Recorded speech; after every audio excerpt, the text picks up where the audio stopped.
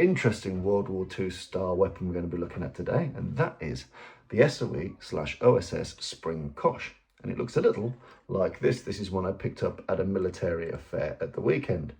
So you can see I've lanyarded this up here.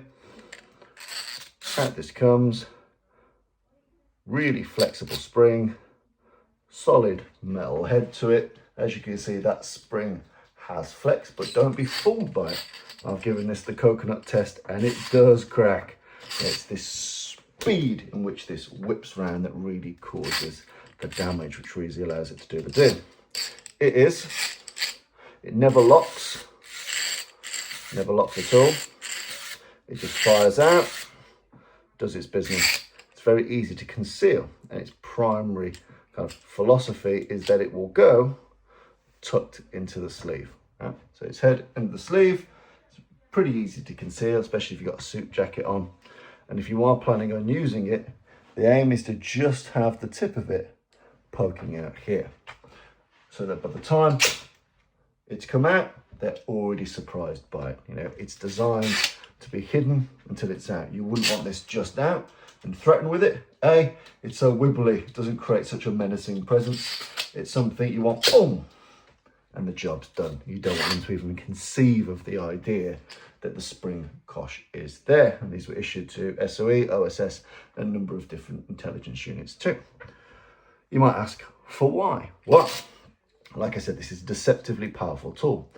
One thing that I think is underlooked at is how psychologically the difference between a knife and a baton. You know, the idea of taking someone that's never done any violence before, training them, and then hoping that they can comfortably put something like this in a screaming, bleeding human being and still operate at the end of it, that's quite a big ask. Very often, your job is not to kill. You know, any type of violence is a secondary thing when you look at the world of intelligence. It's get the codes, get the intelligence, break into or get stuff out of a place. Causing a huge amount of damage to the human being is not normally the job. It's a byproduct of the job. It's a lot easier to get someone to even consider bashing someone with something. This feels like it will knock them out. It feels like it will cause some damage, but it's nowhere near as psychologically oppressive as using a blade. It's so much more normal. You know, we play around and we hit people with stuff all the time when we're kids, or we're playing with playing with your mum and dad. You might have a Christmas tube fight. It's a normal thing to do. You very, very, very rarely, unless you're part of a crazy family, play with knives. So the Spring Cosh, lanyarded around the wrist, tucked up in the sleeve when it's not in use. And if you are about to use it, it's the merest hint of it outside. Now, the guidance is to take a step forward when this comes. And your advice really, depending on the nature of the confrontation, would be that this hand is discussing, pleading, placating, offering documents or whatever. You step forward with your body weight, take a step forward, in this case with my left leg, boom. And to slow motion that, soon as this reaches the right arc, this comes out and hits its target. Great thing about a flexible Cosh is that anything that's put up to defend you, I won't do it too hard because it will hurt, it moves round the way. If you see this guarding arm here, it moves round. So if I instinctively use my hand, there you go, I've already hit myself. If I instinctively try and block, it will whip round and cause the damage.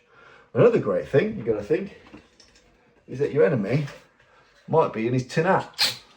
This doesn't care because it's going to cause that damage anyway. That percussion, whether you got your tin hat on or not, is going to be enough to knock you down, knock you out. So again, you've got to think around all of these things. Like I said, the flexibility is great for those covers that people might instinctively put out there. And it's a great stealth and surprise weapon, the Spring Cosh. Yeah, there's not much more guidance because you don't need it. It's a really intuitive weapon. You know, if you think of your angles of slashing, they all follow the same routes with your Spring Cosh. And your targets are nearly always going to be around the back or sides of the head, hitting something bony if you want to put them out. Whilst you could cause limb injury or arm injury with this, because it's a flexible impact tool, it does its best work on hard bony things up here. You know, a normal baton crushes whatever it comes into contact with.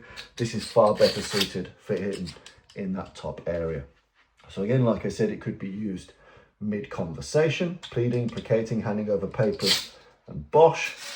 More aggressively, this could be a push and a hit, could be a hit and a hit, could be an eye jab and a hit. You don't really need to overthink of it. It'll either be used communicatively, i.e. you're doing some degree of communication and it fires, or combatively, where you push, hit, strike and fire it out. But I think it's a fantastic and common sense tool to have. It's very hard to have a non-lethal confrontation with a knife. Something like this, you can dictate the level of force to some degree. It can still deliver lethal force if it has to. That's not its primary purpose. You've got the ability to scale up as you will.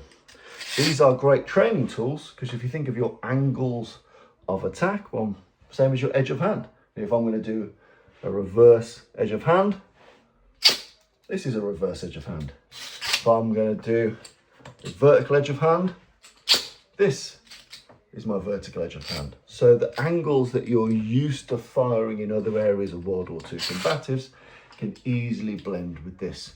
So, a little sequence that might have been edge of hand, knee, chin jab, can be using the kosh, knee, chin jab. Like I say, you can flow these things together very easily without having to onboard an entirely new combat operating system. So yes, the SOE/OSS Spring Cosh. Easy to conceal, easy to deploy, a lot easier on the psychology of a trainee than the Fairbairn Sykes fighting knife, and a very interesting piece of martial history. So there you go. Get one, play with them, give it a train. But yeah, I think it's fascinating and absolutely see some of the many benefits you can have from this sneaky little tool of mass destruction. Stay safe.